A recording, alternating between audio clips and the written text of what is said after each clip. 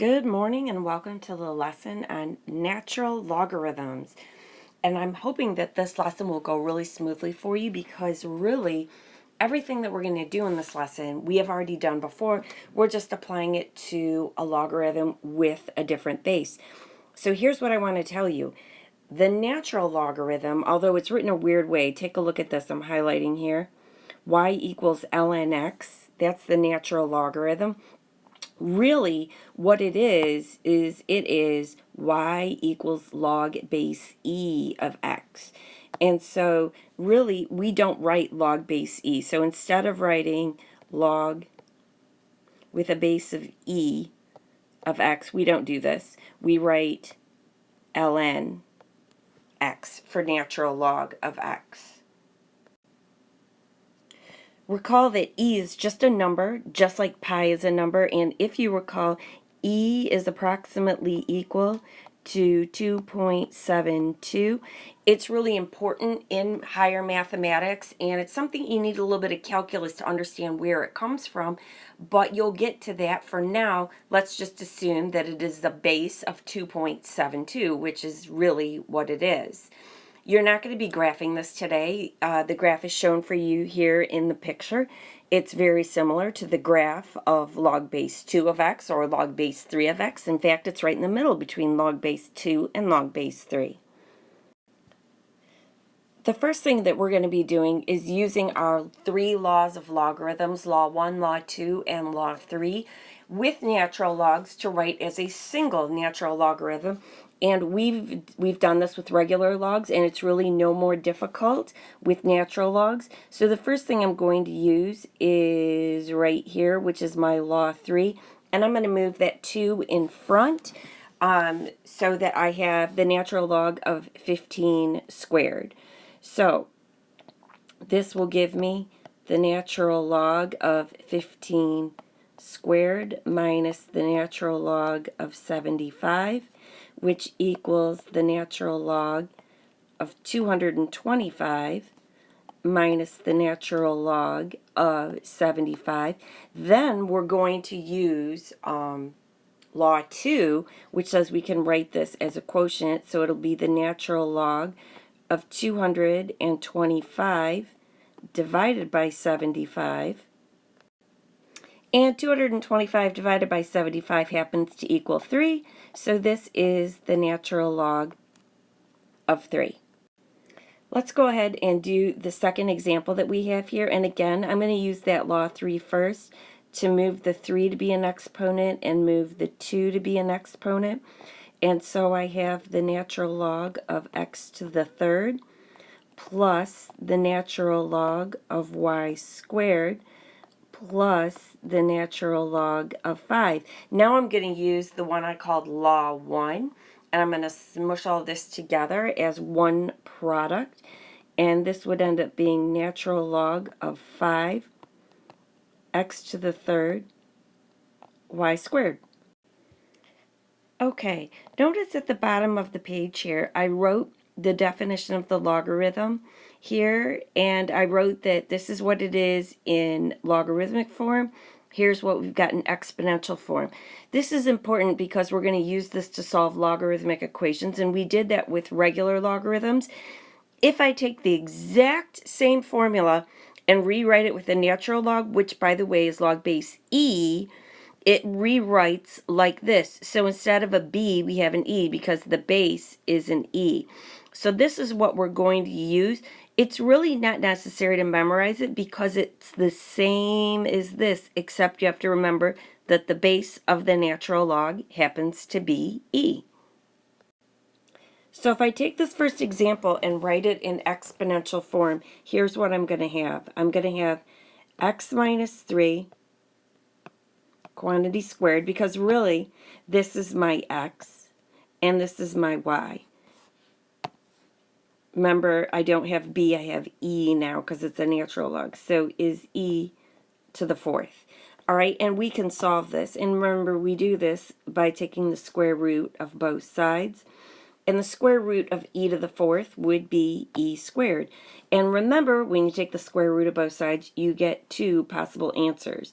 So here's what I have, x minus 3 equals plus or minus e squared. Add 3 to both sides and I get x equals 3 plus or minus e squared. So now all I have to do is put these two into my calculator and get the decimal approximations. So here I have put these both into my calculator, and you can see these are the two answers that I've gotten out of my calculator. So let's go ahead to the next example. But for this example, we need to have a single logarithm. So the first thing that we're going to have to do is use the laws of logarithms, just like we did with the regular logarithms. And this is going to be the natural log. 2x times 3 is 6x equals 2. So keep in mind here, let's go ahead and label everything. This right here is our x. This right here is our y. And so I'm going to have 6x equals e squared. All I need to do is divide both sides by 6. And I get x equals e squared over 6. I put that into my calculator and I get x. It's really approximately equal to, when I use these decimals, 1.232. I want to take a pause for a second and talk about something. I've got our definitions of our logarithms here. And let's talk about this. What is the natural log of e? And so here's what I want to do is we're going to use the definition of the logarithm to do this. So I want to know what it equals. So if I have y equals ln e, and I want to solve that, I'm going to rewrite it in exponential form.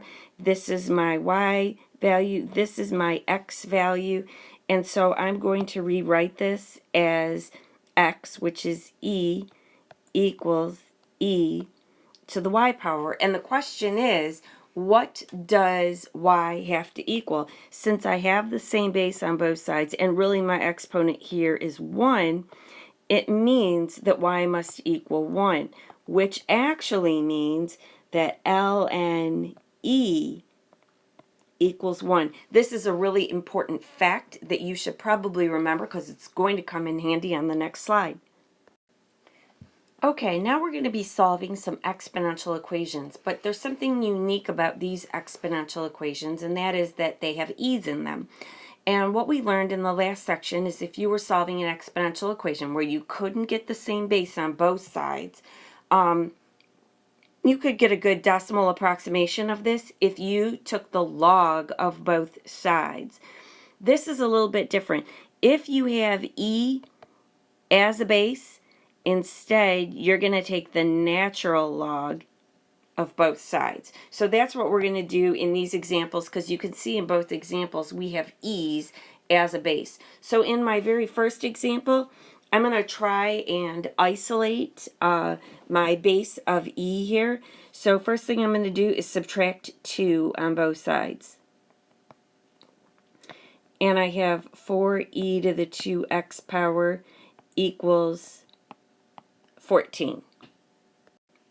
We want to isolate our e here, so divide both sides by 4. And we get e to the 2x power equals 3.5. At this point, you want to take the natural log of both sides. So here's what we're going to do. Take the natural log of the left side, take the natural log of the right side. And now what you want to do is use that law 3 to move this over here to the front.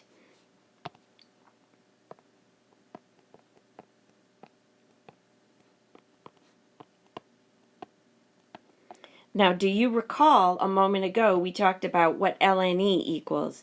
We don't need to divide this off. This is equal to 1. Ln e is equal to 1. So really what we have here is 2x equals